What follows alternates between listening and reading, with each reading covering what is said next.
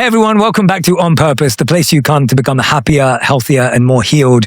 Today on Purpose, I'm joined by singer-songwriter Noah Kahan. Noah's highly anticipated new album, The Great Divide, is out April 24th, alongside his brand new Netflix documentary, Noah Kahan, Out of Body, out April 13th. Please welcome to On Purpose, Noah Kahan. Noah, it's great to finally meet you. Thank you for having me. I'm a huge fan and this is awesome. So thank you. I have to say, I'm a huge fan. Thank you for sending your documentary in advance. I'm actually really looking forward to people seeing it because it was so raw. It was so vulnerable, super real. I felt like I got to know you before I got to know you today. And then when we're sitting down before the interview today, I'm like, oh wait, I feel like I've already got very familiar with you. It's so weird, like to know it's going to be out in the world. Like it was almost like I was able to compartmentalize the process of making it with like not thinking about anyone seeing it so that I was able to kind of be more myself. Interesting. And then in a lot of ways, it was like really therapeutic to film and to watch back. It's like a very heavy experience, like watching yourself and getting to see your family. But like my family and I were talking, we're actually so lucky that we got to be a part of this, because how rare is it to get to see how you all interact with each other in a natural way, and like how you can kind of take into perspective like what it would look like from an outside angle. And like watching it back, I think my whole family was like, we are really good to each other, and like we all are funny and love each other. And so it was a really amazing chance to see who we are and through the eyes of someone else and through the artistic lens of like a director and hopefully soon the audience, it's just a special thing. So I appreciate you watching it. It's like my first time talking about it right now. So I'm still like learning how to talk about it and learning how to like express my feelings on it, because I'm still kind of finding out what they are. But ultimately, like I just hope that people that watch it feel connected to their families, to their lives, to their own insecurities through, me talking about mine. And it was hard and was scary, but I think ultimately like those are the things that move people and can make people take stock of who they are.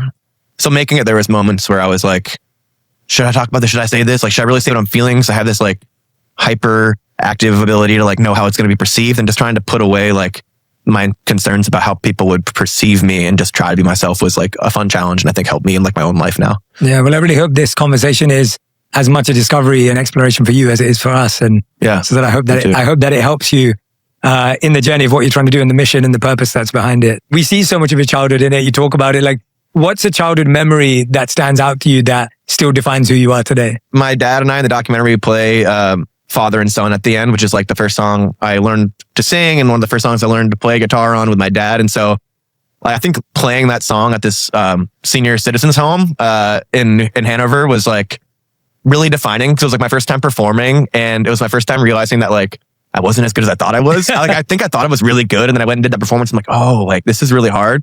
And also like the song itself is about like, a lot of it's about like aging and kind of like the discrepancy between youth and people that are getting older, and like the youth feeling like old people don't understand, and we're literally doing it in an old folks home. So like, these people are probably like, yeah, the dad character is way more correct than the son character.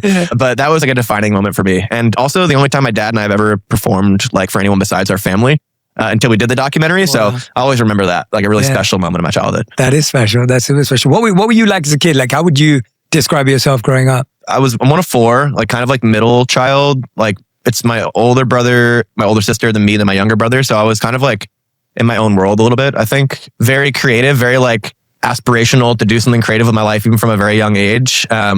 But also like very distracted, distracting, just kind of trying to be heard, even just around the dinner table or in school, just like trying to make my voice the loudest one to get like a chance to say what I had to say. And what was your method? Just raising your voice? Just yelling and like, just being like an asshole basically, I think. But just trying to be heard and trying to like get the attention that I wanted, just kind of being in the middle and trying to just have my voice be one that people can hear. I was not a great student. I think I was pretty smart, but didn't really care much for school, because I always wanted to be a musician. And truly, like every year of school for me felt like just one more year of me not getting to go be a singer. So I was just looking forward to being done with school and going to write songs and going to play music and going to do open mics. So very like, I don't know, kind of just like itching and a little anxious to get out as a kid from whatever situation wasn't like going to achieve my dreams. What do you think your vision was for life if this hadn't happened? Like this incredible success and journey that you're on right now. Like what did you envision? I literally never, ever thought about it. Like I've never thought about anything else besides being a musician. Wow. In sixth grade, you wrote a letter to yourself that you would open when you graduate high school. And like my letter was just... That's such a great exercise. Yeah, it is actually really cool. And like kind of sets you up for like sadness in a lot of ways. Like, oh man, I haven't done any of that shit. But for me, it was like, I want to have a record deal by the time I graduate high school. And I want to make, like, it was basically like, you better still be making music. You better still be like writing and like thinking about music. And when I graduated high school, I had a record deal and I opened up the letter. I'm like, this is cool. I think I made my like childhood self pretty proud there. And so I remember writing that. And actually like throughout high school, I was like thinking about like, man, I gotta get that record deal, or sixth grade Noah's gonna beat me up. But yeah, that was always my life plan. I think if I people do ask me all the time about what I would do if I wasn't in music, but it's always with the context of already being in music. I think music is my job feels so me focused all the time and like so centered on who I am and marketing me and marketing my vulnerability and whatever. And so I think just something that would be focused on other people and focused on like helping other people and extending myself to help others spotlight themselves.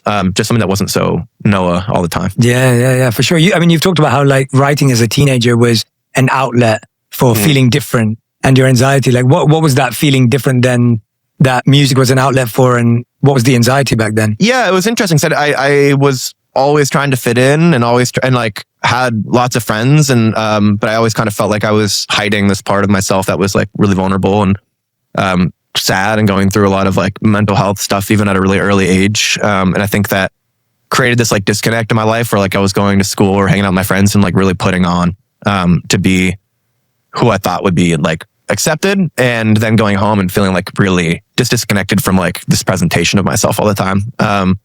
And so writing music was like my own special little thing. And for a long time, I really missed that too. Like when it was just my special little buddy, just going home and writing a song and like having this other like Hannah Montana thing that I did where like I would go home and like write music and then go to school and just be like, a class clown and be annoying at school and then go home and like just kind of access this other side of myself. So writing music was always a way for me to kind of have something that made me feel like I belonged in who I really was. Yeah. Do you miss that because you don't feel you get to do that anymore in a certain way? Like, I just feel like everything I do, even like internally on my own, like I just always am thinking about it from like how is this going to move my career forward? How do we market this? Like, I don't know. When you like start to be sentient to like who you are and what your music can represent to people, it can affect like the intention. And so sometimes I worry that I'm not saying things that I feel. I'm just saying things that sound like deep or sad or whatever. And I like to think that the music that I put out is all stuff that I connect to, but it's just in the writing process and like thinking about like, how do we market your vulnerability in the next album? How do we like show people this other sad thing? And when it's like, I feel like there's all this shit that's up for grabs and up for like everything that I have is going out and being taken in and being absorbed or being sold. And I miss when it was just me and the guitar and like the only person in the world that was going to hear that song was maybe my mom and then my notebook or whatever. So yeah, I miss that. And I miss having music be just this special thing that wasn't like adulterated by the other side of music, which is not as much fun for me. But what I'm hearing from you is that in your writing process, you're almost using that awareness that you have to go, oh no, I want to write with intention and I want to write with my real feeling. And it almost feels like you're using it as a filter, which I guess you're saying in the past that filter didn't exist. You didn't need to. Now you almost have to filter it through that. Yeah. And in a lot of ways it's nice because seeing people respond, and I'm not even talking about like marketing or charts or whatever, like selling shows out. It's just watching people like in the crowd, hearing the music and like watching a girl and her dad or frat guys or grown men like out there like feeling the music. Yes. That helps me, like it inspires me to be vulnerable. It's just a matter of like towing the line between being vulnerable and trying to achieve what people think vulnerability looks like. Yeah. And sometimes realizing that sometimes some things don't fit into a box. They don't fit into a 3.5 minute song. Sometimes the conversation is much larger and being okay with not being able to say everything you want all the time. And just, even like as I talked about the documentary, just like I'm still figuring out how to talk about these feelings that I express. Like I don't have a 1,000-foot view of like what I went through. And so learning how to like express myself without feeling like I'm giving myself away is something that I've been grappling with a lot. Yeah. There's this, I mean, just for whatever it's worth, when I was watching the documentary,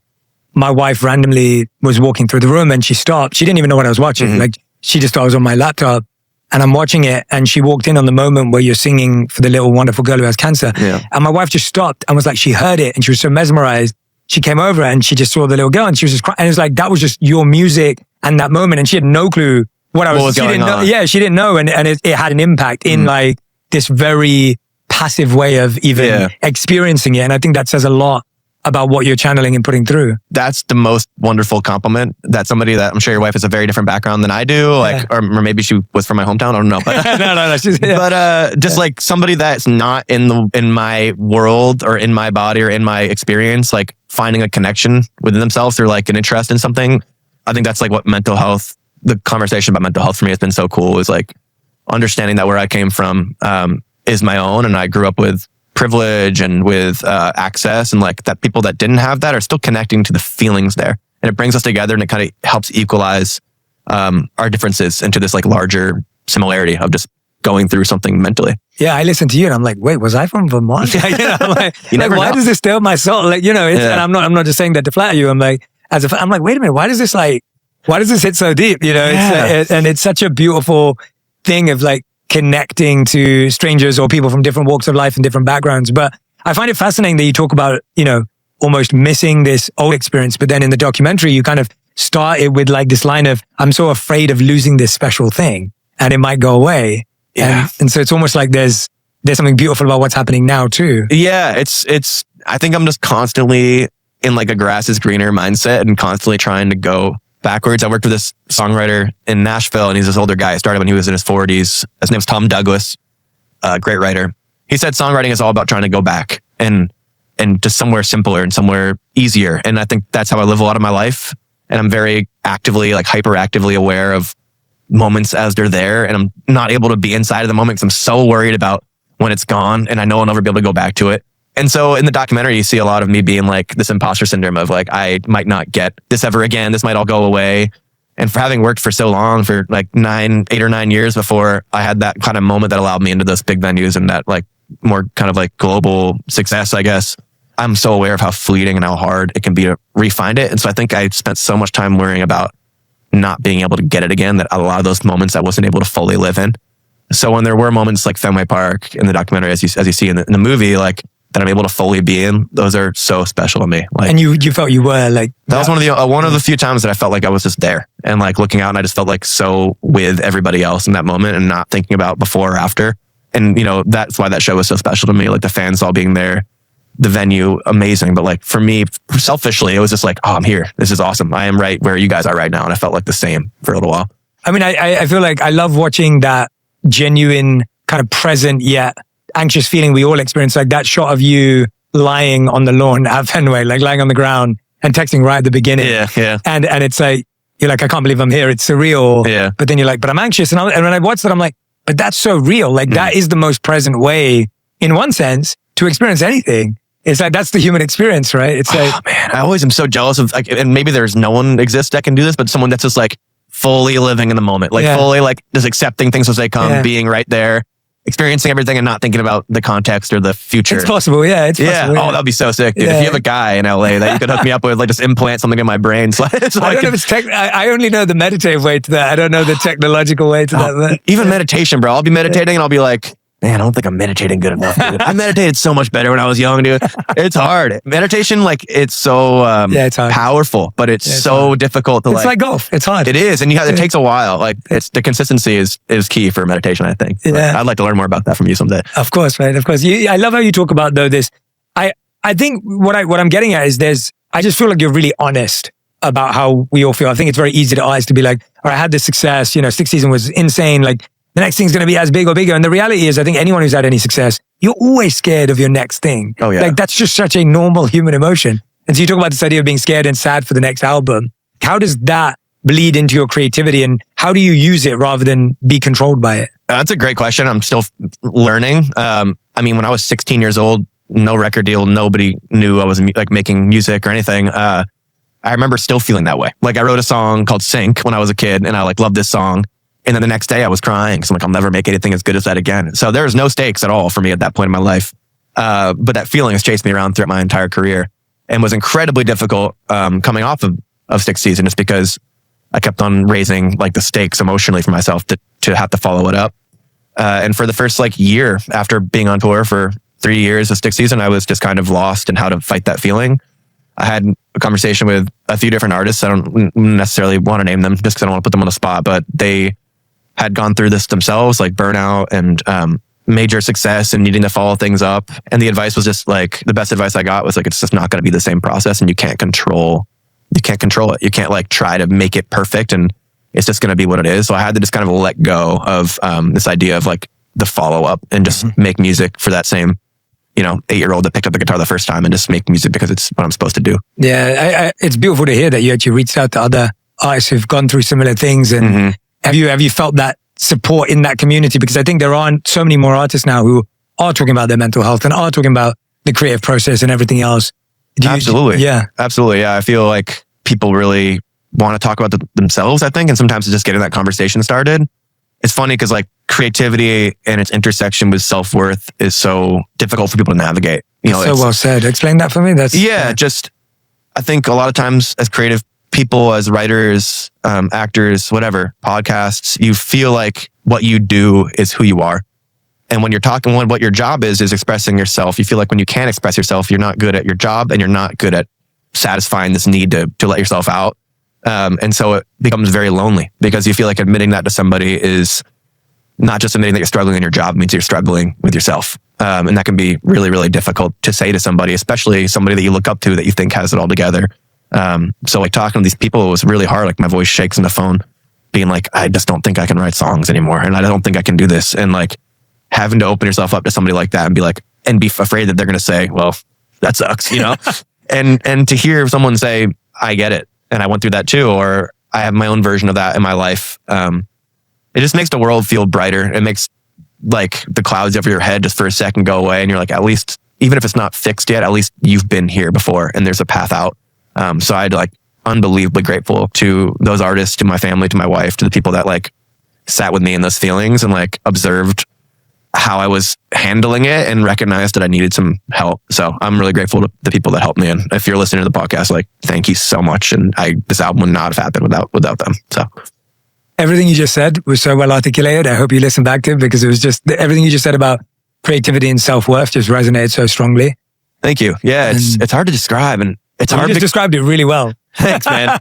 It's hard. I was like, you literally just summed up the essence of. Dude, when I was a kid, I was like, even when I was going through this stuff as a kid, like writer's block and stuff like that, I would just look up artists with writer's block and hope that I could see a quote from somebody that would just like unlock everything. And I found a few, but like I tried to make a vow to myself to like talk about creative struggle because it's really isolating and really lonely, and it just feels like you get stripped of who you are, and it just feels like you're drowning. So I always want to try my best to share what I've gone through, just so people can maybe hear it and be interested for a sec. Yeah, absolutely. I mean, not to compare, but to reflect my own experience. I spent from when I started the process, I spent the last 12 months trying to figure out just what the topic of my next book was going to be about. And it was the most excruciating 12 months of my life because I've written 2 books. This was my 3rd book that I'm writing.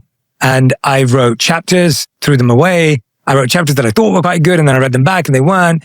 And I was overthinking, ruminating, and everything else. And then 12 months later, I was like, I'm going to write a book about overthinking. Yeah, that's what I've just done for 12 months. Totally. That's your experience. That's what my actual experience, rather than, writing from a place of knowing, I'm going to write from a place of what I'm struggling with. And it just reaches people. Yeah, but it took me a year to like even come to that conclusion where. And did you feel like when you kind of made that choice internally, like, did it feel easier and did it feel like the words flowed and like so much more? Yeah. But it was because before I was trying to technically figure out like, well, I had this really good book, it did really well. Like, what was good about it? Like, how would I repeat that? And what would that chapter structure look like if it matches that structure? And people said they loved that chapter from that book. So and it's like this mathematical process, which is not how I wrote that first book. No, it's never. And so then I'm like, wait, why am I trying to be a mathematician? No, you can only go through what you're going through. Like you can't like change the feelings you have, even if there are feelings that you don't think are going to be marketable or as successful. Like, and then you kind of realize like that's actually more compelling than listening to you pretend to be going through something and pretend to have a perspective on something. Like people relate to that. That's awesome, dude. I'm pumped that you went through that too. Like, no. I'm not pumped that you went through it, but I'm pumped that you got through it and that we're able to talk about it with like the perspective. No, I'm pumped. Now I'm pumped I went through it too, because for that year, you just feel like you're pulling your hair out going, totally. What are we doing here? I wonder if the next time that you and I have to do something new, like I always wonder, are we going to be able to like, is this going to help us the next time? I'm always like, am I just going to be back to zero? Do we just forget? Do we just get amnesia and like start again? Or like, I hope that this experience for me and that experience for you, like lets you have a little bit of like confidence for the next time. Yes. That's like what I'm trying to tell myself. Like, I just went through this hard thing creatively. And I'm going to have to be more creative in my life. Like, let's hope that these lessons actually help me instead of like just forgetting about them and getting lost in the sauce. Yeah. I feel like writing down these lessons protects them for me personally. Like, I'm like, I need to journal about it. I need to write about it. I need to cement what you just said. Like this idea, this moment where we're having this interaction and be like, Noah said to me, I hope we don't forget these things. Dude, I do the same thing. I write whenever I used to write a good song. or a song that I thought was good. And then I would put in my notes app, like everything I did to get that good song. And it's funny because when I'm going through something hard, I'll look back and then I'm like, okay, I'm trying and it's not fucking working. So yeah, it's complicated. Creativity is so annoying because it makes you start from scratch every time. And it forces you to like use that muscle memory. And it's, it's just a fucking mind. Yeah, I mean, sorry to swear, but it's just a mind. It's a mind, man. Yeah, I remember like Rick Rubin was here maybe 2 years ago now. And then you get Rick who's sitting there just going like, yeah, don't make anything for anyone. Like, just make it for yourself. And I'm like, yeah, like I wish. But it's hard. It's like, it's and everyone's journey is so different. And like everyone's like creative process is so different that it could be so hard to like find the bridge between two people.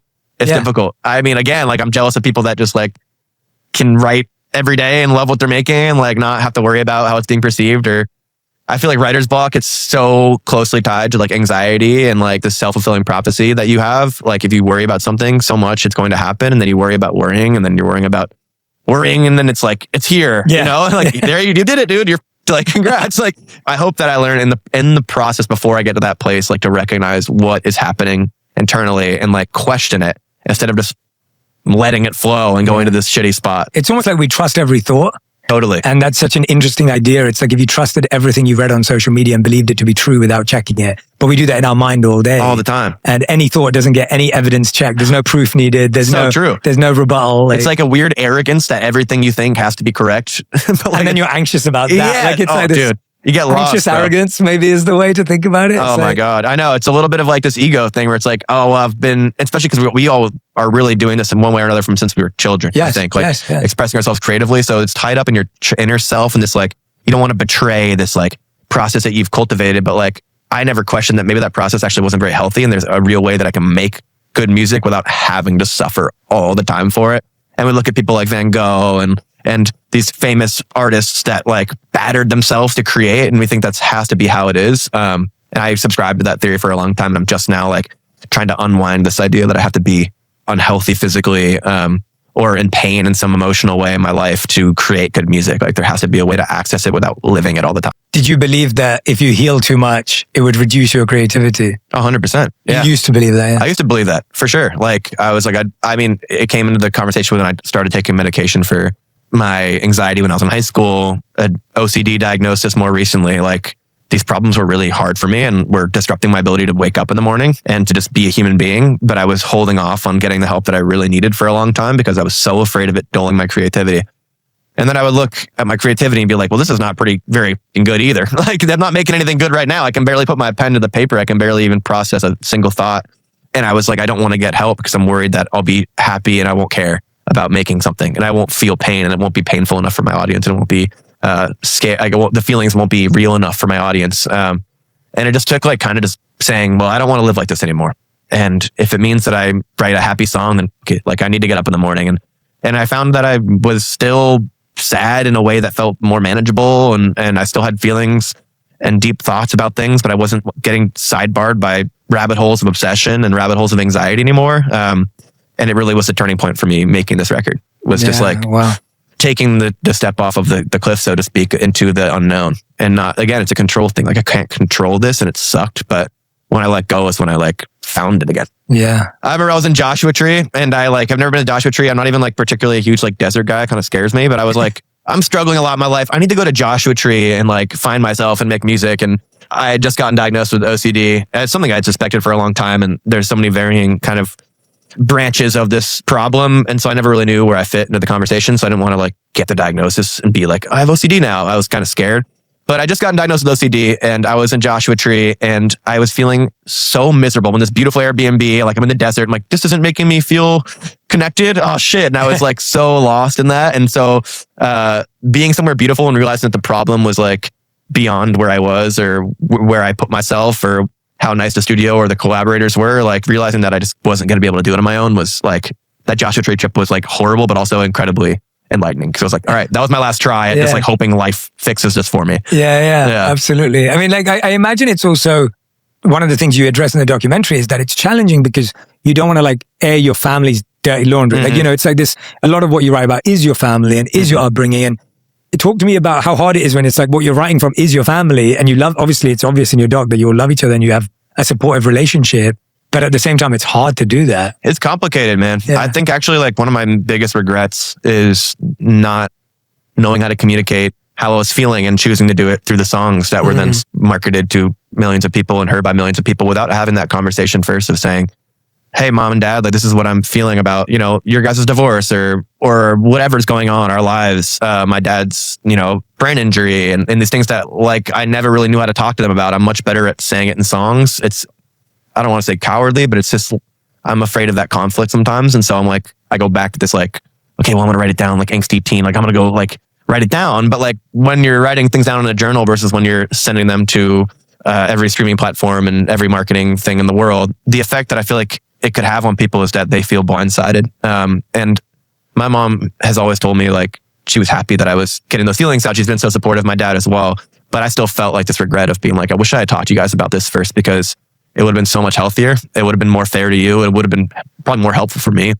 And it's hard to like you said, air the dirty laundry in a way that's fair to everybody. And I don't think I did that in my last album. So I've been really trying to be intentional about making sure I communicate what I'm saying and why I'm saying it to my parents, my family in this next album, and making sure they have a fair shake to say, hey, maybe that makes me feel uncomfortable. Like, please don't do that. And the documentary is like another huge extension of that, like allowing these people into my home, into my parents' homes, into their marriage, into my dad's injury, into my issues with my body and things that will be seen in the documentary.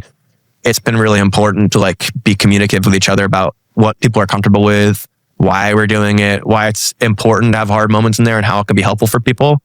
Like I had a conversation with my sister and I'm like always checking in to make sure they're okay with this. And like, it's been this big anxiety thing for me of like, I'm so worried that you guys feel like I'm using you or like trying to exploit our pain or our experiences for my own gain.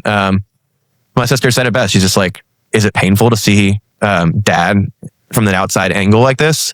Yes. But like, she's like, I really think someone who's going through this in their own way with their parents or their friend or family or partner is going to be helped by it. And so there's like a greater good to those like just uncomfortable, vulnerable feelings. And that made me feel better, like hearing them be supportive of it and not be like mad at me or scared or, it's helped me kind of grapple with my own anxiety about all of it and about showing the world, my family and my life. Yeah. Thanks for sharing that conversation with your sister. I didn't know that. When was the first time you kind of talked to your parents about this and what was that interaction like? It was hard because like when we started the documentary, I don't think I was fully aware of like where it was going to go. And I think obviously that's kind of how all good documentaries are. Like it starts out with something that feels small or controlled and then it becomes something, I don't know, more universal and deeper. And so, I'm just like, yeah, they're coming to film some stuff. And then suddenly, my dad and I are like having this really intimate moment on the porch or a conversation in the yard. And I think the best way that I've always been able to be vulnerable is like conversations like this, where you're not like, here are the things that you have to say. Like it just kind of happens naturally. But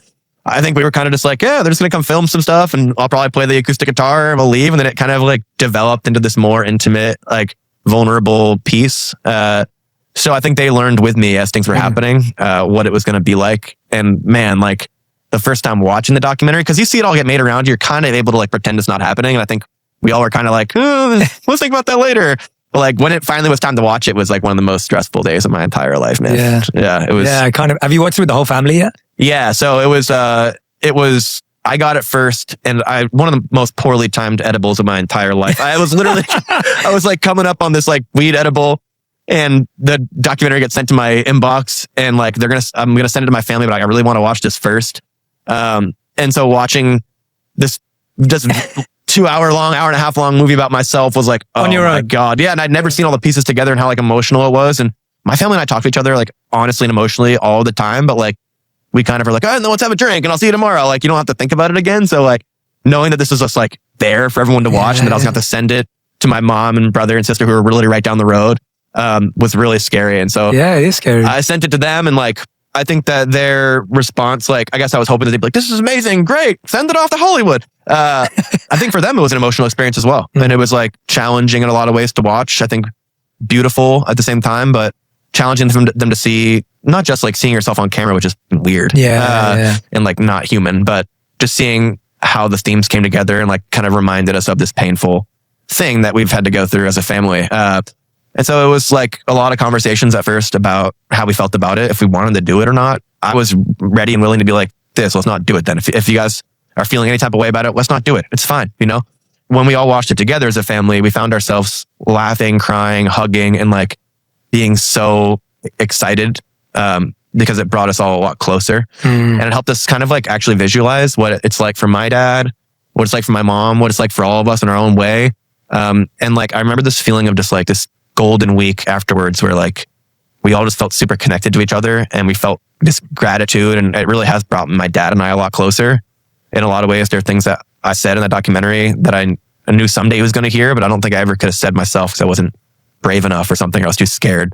And so like having this vehicle to like tell my dad what I was feeling and tell him how sorry I was for like my impatience with him and how sad I felt about what he had gone through. And it created this like connection that I think we never really got to have. And it was really, really special and powerful. And like I said at the beginning, like I wish every single family could have a chance to watch the way they interact with each other and to have to get to see what it looks like to love each other and to be a son, a daughter, a father, a mother on screen, because it really helped us. It's fascinating when that process becomes therapy and healing almost. Did it make your parents readdress any of the things you brought up? Like, did it start new conversations that hadn't happened before where they said, oh, when you said this or when you felt this, like this is what was going through our life? Yeah, it did. I did. And, you know, like I said, I'm still learning how to talk about it. Yeah. But I do feel like it helped us address why our reservations were there. And a lot of times reservations are like fears were not even about like what's actually being shown. It's about us grappling with it being out. For sure. You know, like I remember thinking about this thing with my dad where I'm like, oh, I don't want anybody to like see my dad as vulnerable or like going through this hard thing. And I think the truth was that I was grappling with my own like shame or whatever about it and my own like embarrassment for having my own vulnerabilities and so it wasn't even about like what's on screen. It was about my own internal dialogue about it. And so I think that was really important. It opened up a lot of conversations about like, my dad loves this movie. He's seen it. This isn't about him even in this moment. This is about my own shit. And so I need to work through this and stop being like projecting my own fears onto these other people in my life, which was really important and a hard thing to accept. But I think a lot of us had that realization and that was really healthy, I think, to kind of express that to each other. And, you know, painful things, like we don't always want to talk about them all the time. And with people living all over the country and people being in different walks of life and my family and my life, like it was nice to have to kind of force ourselves to confront some of these feelings. And it was really healthy. Yeah, it's, I'm only sharing this because it's reminiscent of a conversation I had a couple of months ago with Chris Hemsworth, who made a documentary about his father's Alzheimer's. Oh, wow. Yeah. And so it's about his dad's journey and he's forgetting details and he felt the same way as you did, where it was like, am I like putting my dad's story out there like this? Like, and then what he said was when he watched it, it was really emotional for him and his dad to watch it, but it was actually most amazing to watch his sons watch it because they watched it and they were like, we want to spend more time with grandpa. That's amazing. And he was like, that was, you know, and it's that kind of thing where I'm listening to you going like, this is something that your family has come closer together over it. Yeah. Which is why you're saying like, you wish every person could almost make a mini doc about their life and not even share it publicly. Like it sounds like a healing experience. Honestly, it'd be a cool, like, therapy thing to do. It's not it'd be very expensive, but no, totally. And like so much of what we feel other people are going through is really just a projection of how we are experiencing our own pain. I think like my dad is the fucking man. He is happy doing his thing.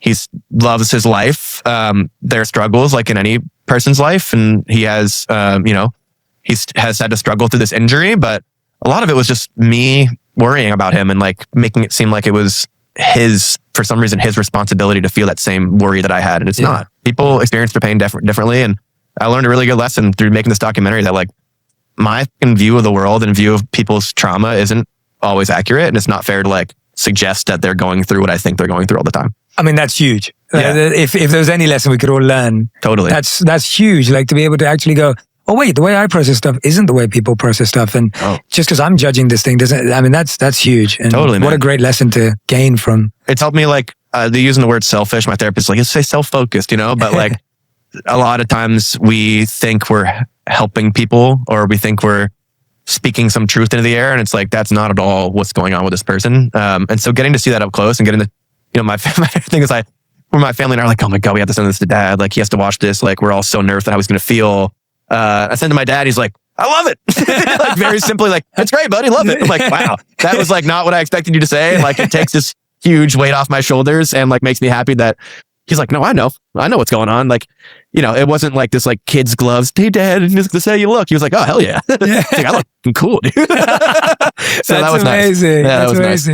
nice. And you haven't even had the premiere yet. So I can't imagine how proud he's going to. I mean, I know. that moment on the porch, I mean, seeing him choke up and kind of be like, all right, we're just going to, you know. Yeah. I mean, he's so proud. Like, man, that's one of the most like, I mean, I remember. Tell me about that moment. Yeah. I mean, I remember it's hard I think for me and my dad sometimes to like address these things. And so it's hard to get emotional about it. And not so much of me like wants to have that conversation and to like hear him say that he gets it. And I just feel like that was the closest we got. And the fact that it was able to happen for the documentary is amazing. But just for me, that moment was really important. Just like seeing him kind of be like, I know it's complicated and it's hard. And just to see his pride in me and to see his love for me in that moment, even after I'm sitting there like critiquing his ability to play the song, which I can regret though. I just feel like such a dick, but I was like, it's like, you know, your dad, you become a little kid again. And you're just like, come on, dad, just play the right thing. But just seeing him like get emotional, but just, I could see in his eyes, like this conversation that we haven't really had, but I could see like it happened like between us in that moment, like telepathically almost. And that was like just really, really, really special for me. Yeah. Yeah.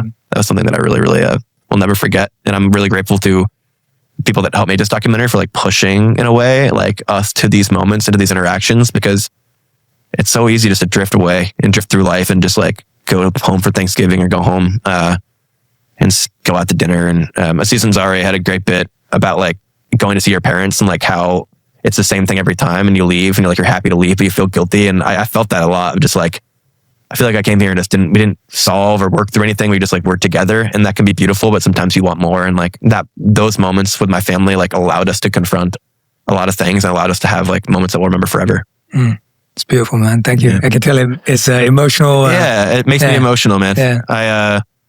I just can love my family so much, dude. And like getting to be close to them in this way, and this journey has been incredibly complicated for everybody.